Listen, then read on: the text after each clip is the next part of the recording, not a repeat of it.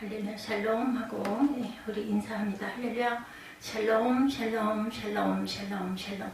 하나님 사랑합니다. 여러분 주 안에서 사랑합니다. 아가서 4장 말씀이죠. 16절부터 4장 16절부터 아가서 5장 1절까지 내용입니다. 내 누이 내 신부야 내 사랑이 어찌 그리 아름다운지 내 사랑은 포도주보다 진하고 내 기름의 향기는 가련 향품보다 향기롭구나. 이렇게 시작을 합니다.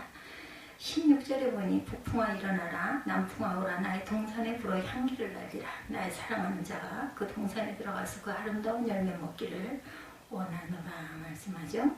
5장 1절에는 내 누이 내 신부야 내가 내 동산에 들어와서 나의 모략과 향재료를 거두고 나의 꽃송이와 꿀을 먹고 내 포도주와 내 우유를 마셨으니 나의 친구들아 먹으라. 나의 사랑하는 사람들아 많이 마시라.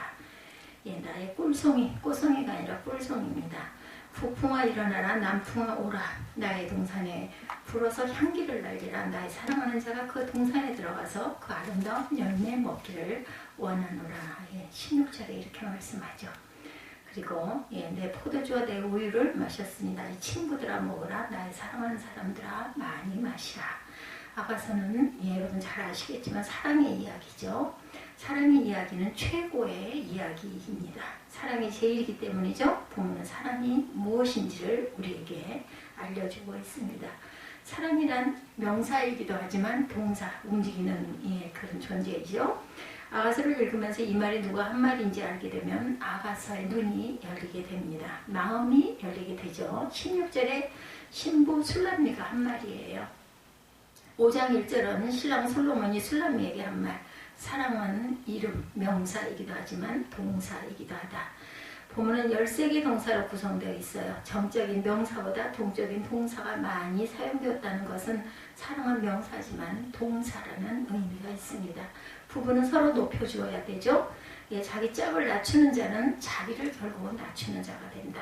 내가 존경하는 어떤 전도사님이 계셔요. 여자 전도사님인데 늘 같이 교제하면서 영적인 교통을 하고 있습니다. 남편은 장로님이에요. 모 은행의 지점장님이십니다. 패밀리 아파트 넓은 집에서 잘 살고 있는 아주 부유한 집이고 나와 아내에게 식사 한번 같이 하고 싶다고 그 집으로 우리를 초대했었습니다. 우리는 식탁에 앉혀놓고 부부 사이에 다툼이 벌어졌어요. 남편 장로님이 갑자기 소리를 지릅니다. 뭐 이런 것이 있어. 여자 전도사님이 민망해서 어쩔 줄을 몰라 하셔요. 우리도 초대받은 우리도 쥐구멍을 찾고 싶었어요. 밥 먹는 것은 건도 빨리 그 집을 떠나고 싶었고 식사 내내 불편한 시간, 불편한 자리였습니다. 그렇게 좋았던 여자 전도사님과 관계가 상당히 어색해졌습니다. 만나기만 하면 얼굴이 사과처럼 빨갛게 되어서 말합니다. 목사님 안 보여드려야 할 것을 보여드려서 죄송해요. 용서하세요. 만날 때마다 이러다 보니까 저 또한 굉장히 민망하죠. 심리학에서 중요한 인간관계에 대한 말이 있습니다. 전할수록 친할수록 예의가 없다. 그렇죠? 그럴 수가 있습니다. 친해질수록 어떻게 보면은 말도 그냥 대충 반말에 가까운 그런 사이가 된다. 이 새끼라고 욕할 정도의 관계이면 친한 관계라고 생각을 하지만 함부로 아무에게나 이렇게 말하지는 않죠. 친할수록 예의가 없다. 세상에서 가장 친한 사이는 부부 사이죠. 무천이라고 하죠. 부부만큼 편안하고 친한 관계는 없습니다. 가정에서 옷을 아무렇게나 입어도 되고 남에게 보여주지 않을 부분이 보여줘도 특별히 그렇게 민망해하지를 않습니다. 그래도 우리가 말의 예의는 지켜야 되겠죠. 상처 주는 말은 하면 안 됩니다. 본문에는 부부가 서로 최대로 사랑하고 높여주는 장면이 나타나 있어요. 신랑이 아내를 마음껏 높여주는 언어로 구성되어 있는 걸 봅니다. 사랑이란 남풍이며 북풍이다. 사랑이란 단어는 명사이지만 동사이고 남풍이며 북풍입니다. 북풍아 일어나라 남풍아 오라. 나의 동산에 불어와 향기를 날리라. 16절이죠. 나의 사랑하는 자가 그 동산에 들어가서 아름다운 열매 먹기를 원하노라. 신부는 자연에서 외치고 있습니다. 북풍과 남풍이 불어와 동산에 가득한 향기를 신랑에게 맡게 하여 달라고 요청합니다. 신랑은 향기에 도취되어 동산 안으로 들어와서 동산에 열린 열매를 마음껏 먹기를 바라고 있습니다. 북풍으로 하여금 가만히 북쪽에서만 불지 말고 일어나서 사건을 일으키라고 부탁을 합니다. 오늘도 우리에게 명령하시죠. 일어나라 말씀합니다. 일어나라는 말은 동적인 동사, 무엇인가 사건을 만들라는 거죠. 우리가 남풍에게 오라고 초청을 합니다. 남풍은 하나님이 타고 오셔서 이스라엘을 구원하시기 위하여 찾아오는 하나님의 군대로 비유할 때가 종종 있습니다. 여호와께서 그들 위에 나타나서 그들의 화살을 번개같이 쏘아내릴 것이며 주 야훼께서 나팔을 불게 하시며 남봉 회오리 바람을 타고 가실 것이라. 스가랴 9장 14절입니다. 정원으로 불어오는 북풍과 남풍은 무엇인가 일을 저지를 것이죠. 물론 좋은 일입니다. 아가서 여인은 결혼하기 전에는 자기 몸을 아예 포도원이라고 부르죠. 아가서 1장 1절에 보면. 그러나 결혼하고 나서 아가서 여인은 자기 몸을 나의 동산이라고 부릅니다. 신랑이 동산에 와서 신부와 즐기를 바라는 소원이죠. 본문에 대한 해석은 다양합니다. 남편과 아내 사이에 어떤 성적 관계를 말하고 있다는 에로스적인 해석도 있고, 성적 관계를 할 때 숨을 내쉬고 뱉는 거친 숫결을 북풍과 남풍으로 표현하고 있다는 해석도 있습니다. 아가서는 남녀 간의 사랑을 이야기하는 책이기에 그럴 수도 있겠죠. 그러나 주님과 우리와의 관계에 이런 해석은 좀 지나치지 않을까 생각이 됩니다. 북풍은 찬바람, 남풍은 따뜻한 바람이죠. 북은 어떤 바람이 불어와도 맞을 준비를 한다는 의미로 해석이 되기도 합니다. 부부 사이가 좋은 것만은 아니죠. 북풍이 일어나기도 하고 남풍이 일어나기도 해요. 그렇지만 우리가 어떤 바람이 불어도 항상 든든한 제자리를 지키는 부부가 좋은 부부, 믿을 만한 부부죠. 결혼 상황에는 반드시 위기도 있습니다. 북풍이 없는 결혼 생활은 없습니다. 남풍이 있는가 하면 따뜻한 바람이 있는가 하면 찬바람도 있죠. 그때 조금만 참으면 남풍으로 바뀔 때가 있습니다. 그래서 우리는 고비를 넘겨야죠. 부부는 4단계를 지나면서 사랑이 점점 깊어집니다. 제1단계 황홀의 단계, 결혼하고 3달 정도는 깨가 쏟아지고 환상적인 단계. 제2단계는 실망의 단계. 조금 살다 보면 단점이 보이죠? 내가 왜 저런 사람하고 결혼을 했을까? 이렇게 실망합니다. 제3단계는 포기의 단계. 아이를 낳고 살면서 어쩔 수 없이 살아가는 단계. 모든 것을 운명에 맡기고 살아가기도 합니다. 제4단계는 성숙의 단계. 이제 나이가 들수록 배우자가 귀하게 느껴지죠? 등 긁어줄 사람이 필요합니다. 의지할 사람이 필요 없죠? 없어서는 안 되는 단계, 이런 단계까지는 대략 10년 정도 걸립니다. 하이네 시인은 가끔 주례를 합니다. 결혼식을 마치고 신랑 신부가 퇴장할 때 뒤에서 서서 말합니다. 저렇게 황홀하게 결혼해도 10년을 싸워야 좋은 부부가 되지. 부부는 서로 높여주어야 되죠. 북풍과 같이 싸늘한 바람이 불어와도 사랑하고, 남풍처럼 따뜻한 바람이 불어올 때도 물론 사랑해야 합니다. 신랑 솔로몬은 신부 술람미를 보며 북풍과 남풍이 불 것을 예견하고 있어요. 본문에. 사랑은 이렇게 북풍이자 남풍입니다. 사랑이란 향기이며 열매입니다. 사랑이란 동사는, 사랑이란 단어는 명사이면서 동사, 그리고 남풍이며 북풍이기도 하고 향기이며 열매이기도 합니다. 북풍아 일어나라 14절에 남풍아 오라 나의 동산에 불어서 향기를 날리라. 나의 사랑하는 자가 그 동산에 들어가 그 아름다운 열매 맺기를 원하노라. 아무리 북풍이 불어와도 향기만 날리면 됩니다. 따뜻한 언어, 사랑스러운 마음만 있으면 항상 그 동산에서 열매를 먹으며 사랑할 수가 있어요. 밖이 문제가 아니라 안이 문제입니다. 바람이 문제가 아니라 향기가 해답이다. 사랑이 답이죠. 어떤 이발사가 자신의 기술을 전수하기 위하여 젊은 제자 한 명을 가르치고 있었어요. 젊은 그 도제는 3개월 동안 열심히 이발 기술을 전수를 받습니다. 드디어 첫 손님을 맞이하게 됩니다. 그는 지금까지 배운 모든 기술을 최대한 발휘를 하죠. 첫 번째 손님의 머리를 열심히 깎아요. 그러나 거울로 자신의 머리 모양을 확인한 손님은 투덜거립니다. 머리가 너무 길지 않나요? 초보 이발사는 손님의 말에 무슨 말을 해야 할지 몰라 쩔쩔매며 당황하고 서 있습니다. 스승 이발사가 웃으면서 머리가 너무 짧으면 사람이 좀 경박해 보인답니다. 손님에게는 좀 긴 머리가 정말 잘 어울리는데요. 이 말을 들은 손님은 얼굴이 환해져서 돌아갑니다. 조금 후 두 번째 손님이 들어옵니다. 이발이 끝나고 거울 본 손님 역시 마음에 들지 않은 듯 말합니다. 너무 짧게 자른 것 아닌가요?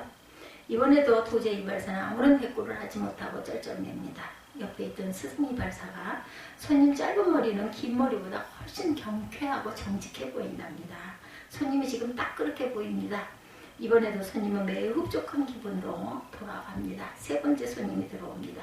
이발을 마치고 거울을 본 손님은 머리 모양은 무척 마음에 들지만 막상 돈을 낼 때 불평을 늘어놓습니다. 도제 이발사는 여전히 말을 못하고 거기 서 있을 뿐입니다. 이번에도 스승 이발사가 나섭니다. 머리 모양은 사람의 인상을 좌우한답니다. 그래서 성공한 사람들 대부분은 머리 담는 일에 많은 시간을, 돈을 투자합니다. 세 번째 손님 역시 매우 밝은 표정으로 돌아갑니다. 문을 닫을 무렵 네 번째 손님이 들어왔고 그는 이발 후에 매우 만족스러운 얼굴로 말합니다. 참 솜씨가 좋으시네요. 겨우 20분 만에 말끔해졌어요.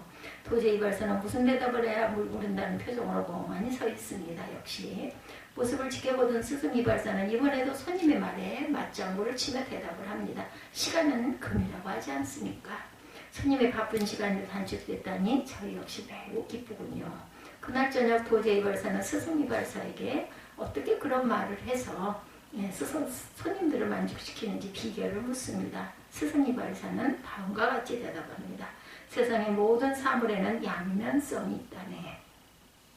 장점이 있으면 단점이 있고 얻는 것이 있으면 손해보는 것도 있지. 또한 세상에 칭찬을 싫어하는 사람은 없다네.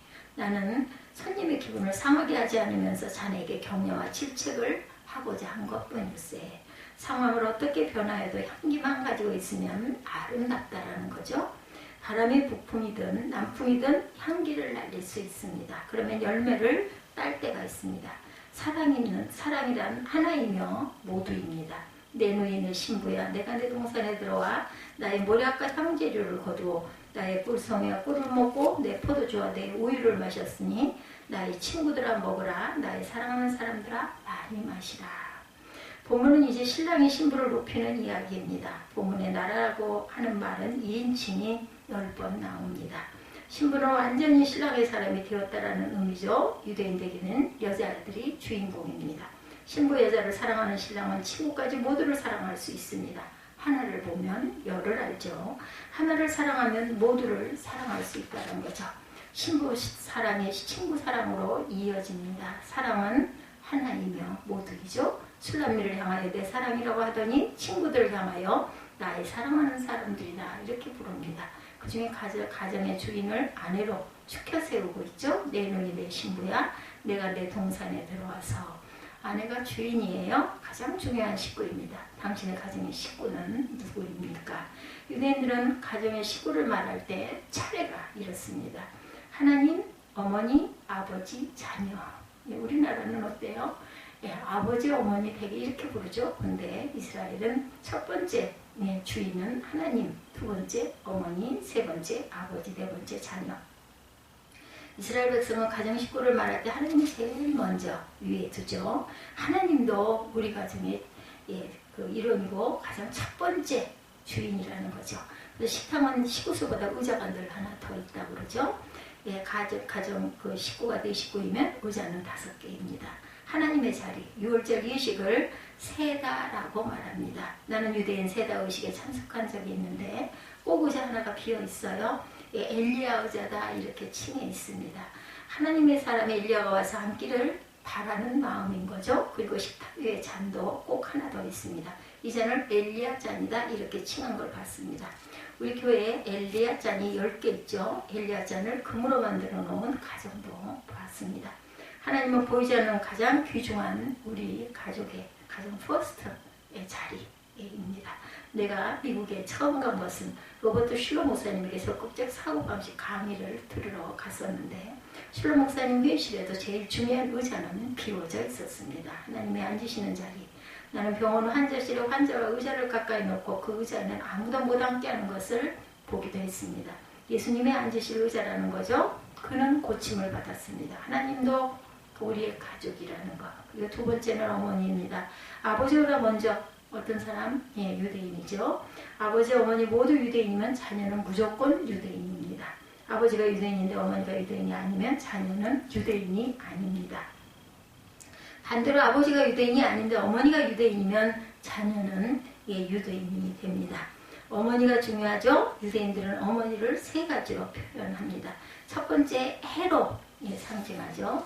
태양입니다. 우리나라에도 어머니를 아내라고 하죠. 안에 있는 해라는 말의 근원이라고 그러죠. 그래서 안식일이 지나고 끝나는 순간에 이스라엘 백성들은 가정마다 학달라 예식을 거행합니다. 하나님의 날이 끝나고 세상을 향하여 나가는 시간과 구별합니다. 예식 전에 촛불을 켜고 촛불을 끕니다. 어머니가 켜고 어머니가 꺼야 해요. 어머니가 해이기 때문이죠. 어머니가 항상 해 역할을 해야 합니다. 가정을 밝게 만들어줘야 되죠. 어머니의 탈무드 별명은 해입니다. 두 번째는 난로입니다. 탈무드는 어머니를 난로라고 말하고 있어요. 추운 곳에 있다 집안으로 들어오면 모두 난로 옆으로 모이죠. 그리고 오순도순 그날 있었던 일을 이야기합니다. 음식도 난로 옆에서 먹고 차도 난로 옆에서 마십니다. 남편도 집에 들어오면 아내가 옆에 있어야 합니다. 다 있는데 아내가 없으면 집이 텅 빈 것 같다라고 말합니다. 아이들도 집에 있어 들어와서 문을 열어오고 어머니가 없으면 아무도 없다고 말합니다. 어머니는 집안을 따뜻하게 하는 이러한 난로. 그러나 난로만 있어서는 안 되죠. 연료를 넣는 사람이 또한 필요하죠. 아버지죠. 불을 붙이는 사람이 있어야 합니다. 아버지입니다. 난로 청소하는 이가 있어야 합니다. 아버지입니다. 아버지는 기름을 책임져야 합니다. 가정의 경제를 책임져야 되죠. 아버지는 이래서 세 번째 식구. 그리고 세 번째는 우물이기도 합니다. 어머니의 탈무드 세 번째 별명은 우물입니다. 생수를 공급하는 분, 먹을 것을 공급하고 옷을 만들어주고 빨래를 해서 입혀주고 공급의 근원 우물이 어머니입니다. 그래서 어머니 교육을 받는 사람이 유대인입니다. 어머니가 가정에서 교사죠. 그래서 바울인 디모데에게 바울은 말하죠. 나의 밤낮 간구하는 가운데 쉬지 않고 너를 생각하여 청결한 양심으로 조상적부터 섬겨오는 하나님께 감사하고 내 눈물을 생각하여 너 보기를 원하면 내 기쁨이 가득하게 하려 하느니 이는 내 속에 거짓이 없는 믿음을 생각합니다. 이 믿음은 먼저 내 외조모 로이스와 내 어머니 유니게 속에 있더니 내 속에도 있는 줄을 확신하노라. 디모데후서 1장 3절에서 5절입니다.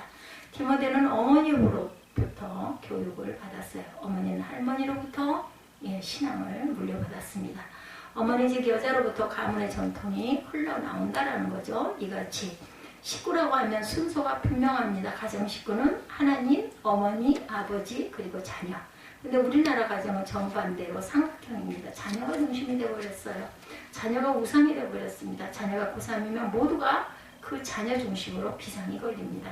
공부하는데 방해를 해서는 절대 안 되죠. 그리고 가부장 제도가 되어 아버지가 엄하게 가정을 다스려야 합니다. 여자는 시집 오면서부터 벙어리 3년, 귀머거리 3년, 그리고 장님 3년으로 살아야 한다고 그러죠. 지아비를 하늘처럼 섬겨야 합니다. 그리고 어머니는 종이 됩니다. 신모, 그리고 어머니는 가정에는 안 계세요. 교회에만 계십니다. 하나님은 가정에는 안 계십니다. 교회에만 계시죠. 신랑은 신부의 초청으로 동산으로 들어갔어요. 모략과 향응 재료를 거둡니다. 나의 꿀송이와 꿀을 먹습니다. 포도주와 우유를 마셨어요. 많이 들었어요.